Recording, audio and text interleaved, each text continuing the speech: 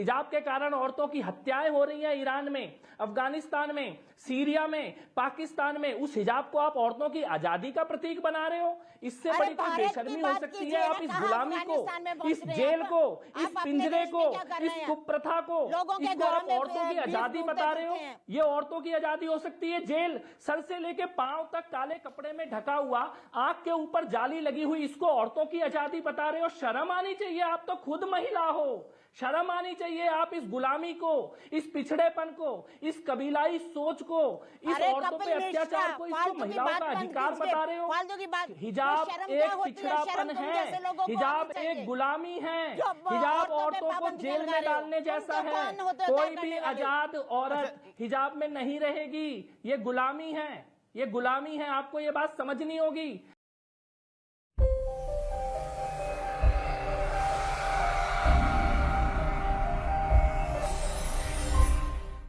कपिल मिश्रा जी, आपने ट्वीट करा आज स्कूल में हिजाब आने दो, कल नमाज की जगह दो, फिर हलाली वाली कैंटीन दो, फिर संडे नहीं जुम्मे की छुट्टी दो, फिर रमजान पर स्कूल बंद कर दो, काफिरी को बच्चों को स्कूल में आना बंद कर दो। यही पैटर्न तालिबानी सोच है। आपने हिजाब को सीधा जोड़ दिया, इतना लंबा।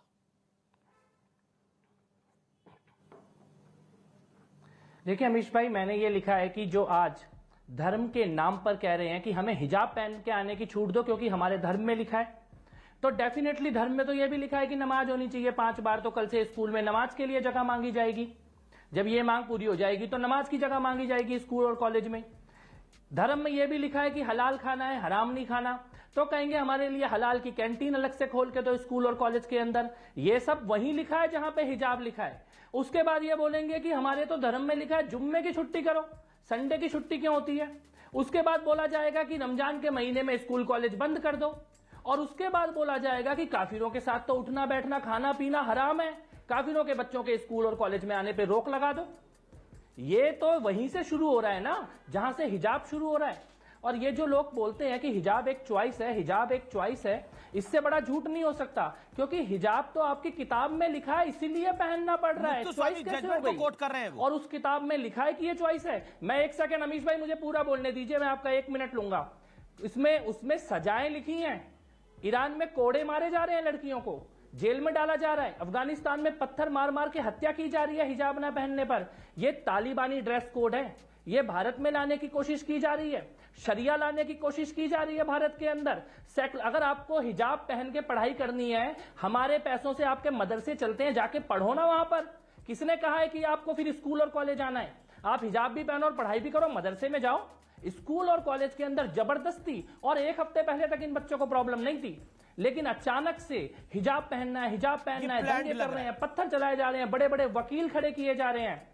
ये शरिया लाने की साजिश है भारत में। भारत को अफगानिस्तान बनाने की कोशिश है, ये तालिबानी ड्रेस कोड है। और मुझे लगता है कि भारत की बेटियों को बचाने के लिए जो बेटी की बात वारिस पठान कर रहे हैं, पिंजड़े में बंद चिड़िया को ऐसा लगता है कि उड़ना एक बीमारी है। ये पिंजड़े में बंद इन लड़कियों का ये ब्रेन वॉश करके रखा गया है। ट्रिपल तलाक में ब्रेन वॉश करके रखा गया था, शाहबानों के मामले में ब्रेन वॉश करके रखा गया था।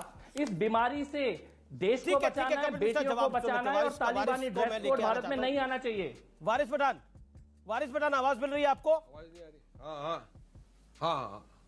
वारिस पठान, अब आप बताइए, बुर्का डालकर, हिजाब डालकर स्कूल कॉलेज में आएंगे तो कपिल मिश्रा कह रहे हैं कि कल को बोलेंगे जुम्मे पे छुट्टी भी कर दी जाए। ये प्लान्ड लग रहा है। परसों तक कोई प्रॉब्लम नहीं थी, 1 हफ्ता पहले तक कोई प्रॉब्लम नहीं थी, लेकिन अब समस्या है। वर्षों से चल रहा है, इतने वर्षों से हिंदुस्तान के अंदर सैटरडे संडे को हॉलीडे बनाई जा रही है, तो मान रहे हैं। किसने मांगा कि रमजान में हॉलीडे दे दो?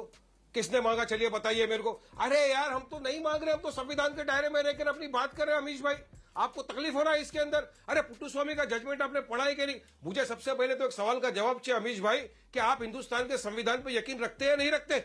क्या आप अफगानिस्तान, ईरान, पाकिस्तान की बात करेंगे? मैं तो भारत के संविधान पे यकीन रखता हूँ।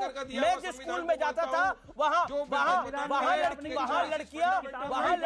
लड़कियां ना तो रामनामी चादर लेकर आती थी, ना हिजाब डाल के आती थी। कोई मुसलमान भी होती थी तो स्कूल में स्कर्ट शर्ट डालकर आती थी। आपके आपने ना ना, जो कोई मुसलमान भी होती थी गोवा तो में स्कूल में आपने शर्ट खाने और को लगा दिया। स्कर्ट डालकर आती थी। यम्मी। ये और जगह पे बना किस दिया दौर आपने की आप बात मम्मी। करें कि तभी हिजाब तो कुछ नहीं डालकर हुआ ना। उस लड़की हमने को तो भी नहीं पसंद कहा, नहीं आज आएगा, हमारा अपना मटन चेहरा रोकेंगे, पूरा चिकन ढककर। रोकेंगे, परसों वेजिटेबल रोकेंगे, तरसों अंडा रोकेंगे। हमने बोला क्या? बोला नहीं बोला ना? फिर अरे अमीश का आवाज नहीं आ रहा है मेरे को। आवाज आ रही है आपको मेरी? कपिल अभी मिश्रा आई साहब, अभी आई। आपके आदमी को समझा, आवाज नहीं आता, आपका कड़ी आता है बार बार।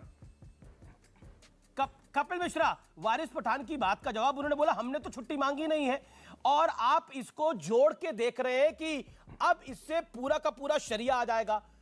क्या आपको लगता है पूरी किताब लागू करने की तैयारी है? लेकिन किताब में तो कहीं है ही नहीं, जरूरी है ये। अब तो मलाला भी बोल रही है, अब तो प्रियंका गांधी भी बोल रही है कि बिकनी भी डाले लड़की संविधान की बात स्कूल में जाने वाली। नहीं, आप एक बात, मैं केवल ये पूछना चाहता हूं कि स्कूल में बिकनी पहन के कौन जाता है? इटली में जाते होंगे, भारत में तो कोई नहीं जाता बिकनी पहन के स्कूल। तो सबसे पहली बात मैं कहना चाहता हूं, संविधान की अगर बात होती है तो संविधान में हिजाब लिखा है क्या? हिजाब जिस किताब में लिखा है आप उसके अकॉर्डिंग चलना चाहते हैं, संविधान के अकॉर्डिंग नहीं चलना चाहते। संविधान में तो नहीं लिखा कि 13 साल की लड़की के होते ही उसके हाथ, चेहरा, मुंह सब ढक दो। संविधान में तो नहीं लिखा कि लड़की का जो चेहरा है वो पति के अलावा किसी को नहीं दिखना चाहिए। संविधान में तो नहीं लिखा कि ये काले टेंट में बोरा बन के लड़कियों को स्कूल और कॉलेज भेजा जाएगा। संविधान में लिखा है ये। जिस किताब में लिखा है उस किताब से आप देश चलाना चाहते हैं। अगर आपको उस किताब से चलना है, मदरसे में चलाइए ना।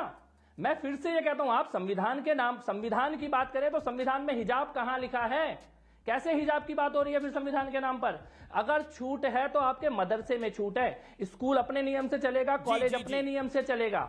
ये जब ये बोलते हैं कि मेरी किताब में लिखा है इसलिए मैं पहन के आऊंगा, इसका मतलब आप संविधान के विरोध में जा रहे हैं। इसका मतलब आप उस किताब के हिसाब से, और आप कहते हैं कि ईरान में अफगानिस्तान का एग्जाम्पल क्यों दे रहे हैं? वहां पे क्योंकि वो हो रहा है, वहां पे महिलाओं को मारा जा रहा है, इसी किताब के कारण, इसी नियम के कारण महिलाओं को मारा जा रहा है, जो नियम आप भारत में लेकर आ रहे हैं। कितनी मुश्किल से औरतों को आजादी मिली है कुप्रथाओं से, आप वापस भेज रहे हैं महिलाओं को उसी काले दौर में।